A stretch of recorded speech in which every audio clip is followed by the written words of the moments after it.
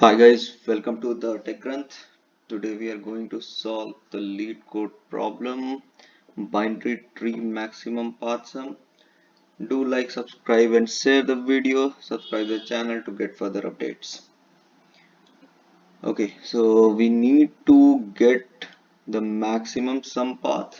So basically it says you are given a non-empty binary tree, find the maximum sum path. This problem, a path is defined as any sequence of node from some starting node to any node in the tree along the parent child. Path must contain at least one node and does not need to go through the root. So basically in this case, this is the path, only one path is there, which will give the maximum path.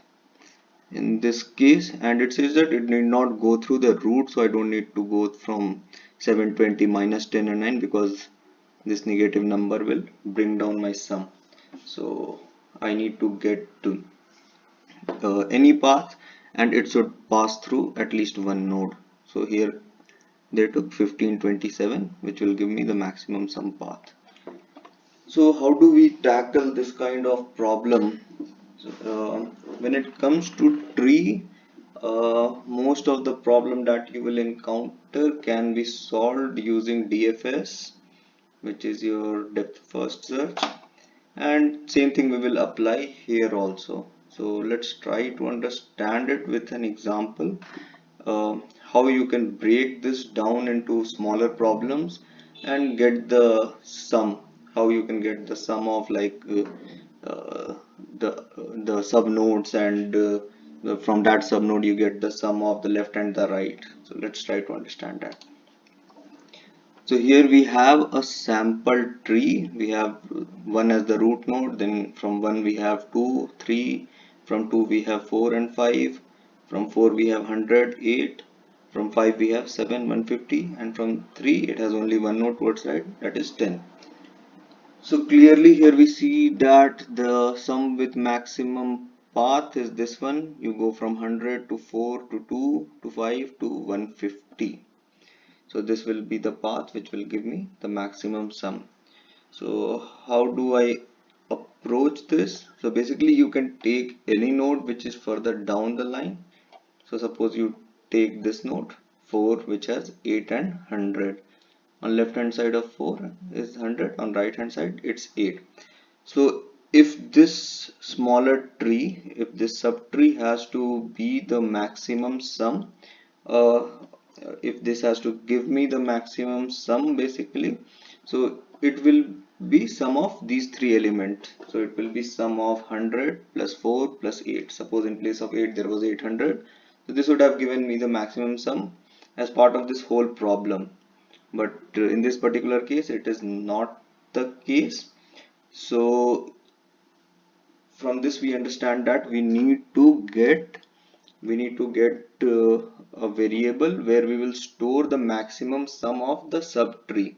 Basically if I am here and this is a subtree, so I should store the sum of this subtree. What is the sum? So because it can turn out that it is the maximum sum, and as we go up from here we can just add up to this particular sum and see if the subtree that is there above this point, like from 4, from this 100, 4 and 8, if we go up to 2, so do we find a subtree which has a greater sum than the smaller subtree? If that is the case, then we will replace the sum with that particular sum. Now, one thing we need to keep in mind is as we go up the subtree, like when we go from 100, 4, 8 towards 2, we can take with us only one path. What does that mean? Like we cannot take let me show you an example down. Yeah, so when we are moving from this 100, 4, 8 towards 2, we can only take one of these two paths.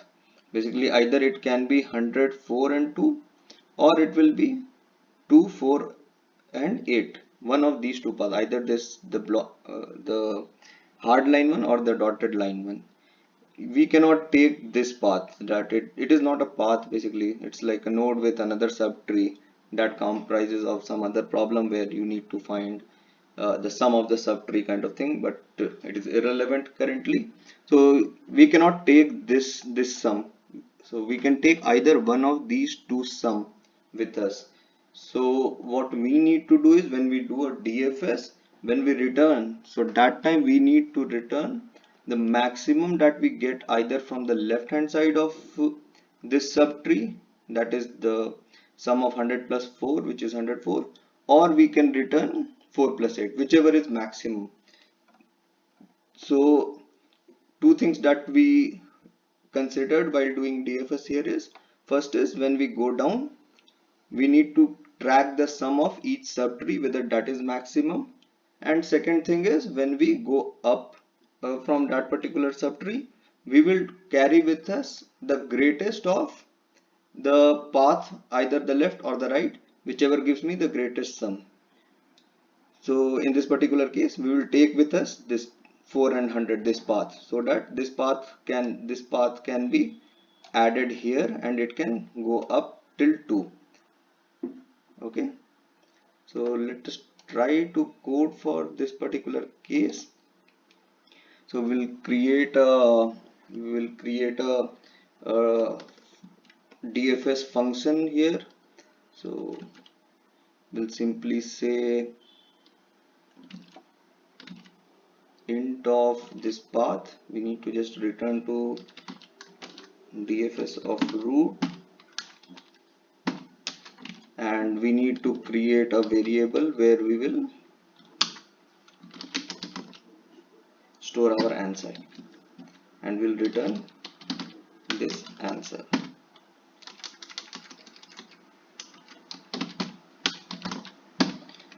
Next we just need to create this this function DFS, which will return an integer DFS, and it takes this tree node root,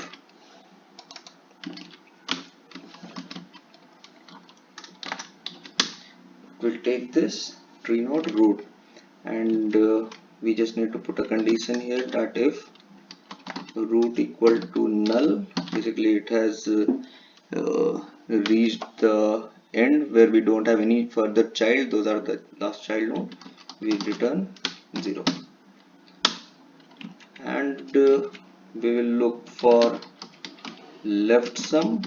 Basically it will be the left part of this tree, the subtree, whatever we are getting, and we need to get right sum. So these two things we need to find out to get the sum at this particular point, at point 4. So to reach what is the maximum sum for this particular subtree on left and right, we need to get these two things. So for that we will do a recursion. We'll say root dot left, and for this we will say DFS root dot right. Okay, so now we have the left sum and the right sum for any given subtree.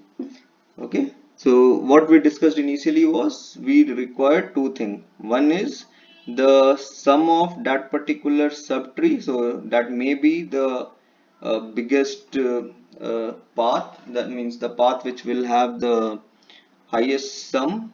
So for that what we can do is we can say, okay, int sum is equals to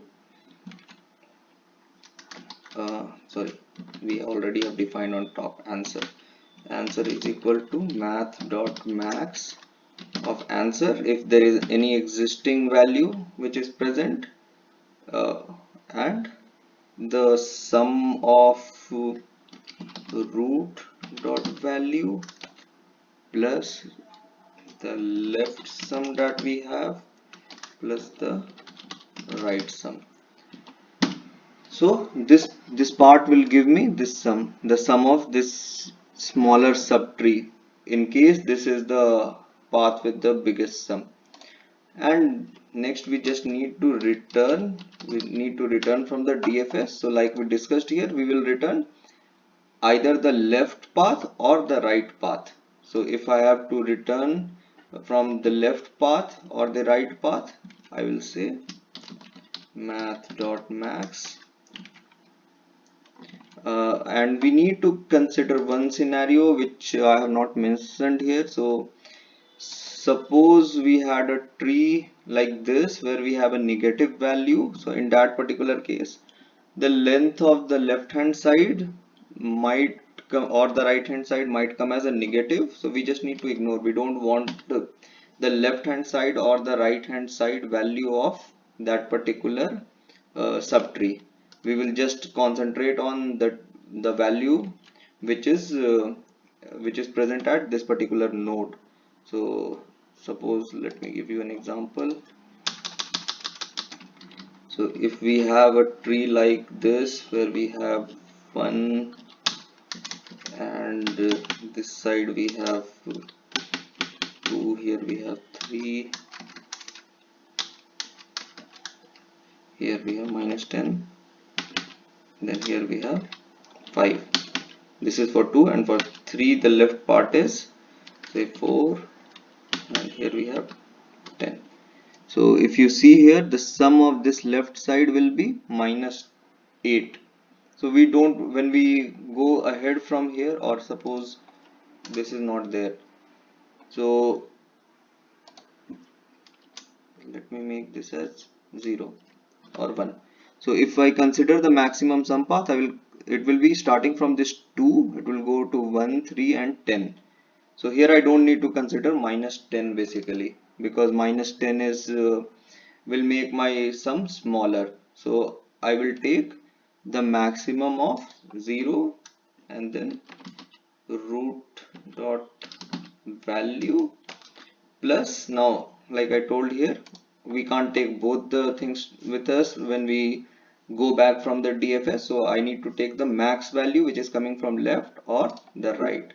So I will say math.max of left sum or the right sum. Okay, so yeah, I think this is good. And one more thing we need to do is the answer that we are starting with should be integer dot min value, because in case all the elements are negative, so we don't want to end up with 0. So that is why we need to initialize it with answer dot min value. Let us check this code.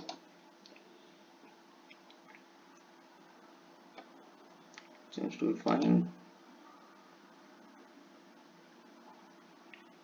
Works perfectly fine. It's 100% better than the submission. So you can see that even a problem like this, which looks very complex, if you start with, it can be done in like some 10-15 line of code. Only thing is we need to understand the logic. We need to break down all these tree value into a smaller tree to analyze. Basically start with any of the subtree and see how you proceed from there, and then your answer, you can write your code in like few minutes. Thank you for watching this video. Subscribe to the channel. See you in the next video. Bye.